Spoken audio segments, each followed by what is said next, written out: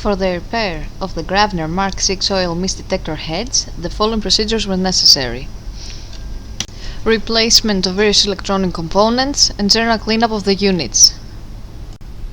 For testing, the heads are connected to the oil mist detector unit, and then we simulate the oil mist with some smoke detector spray sprayed on the head's path.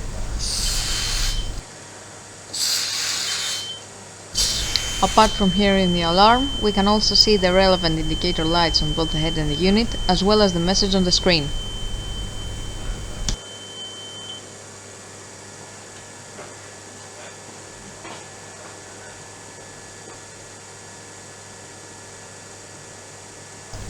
The same process is repeated for the second head.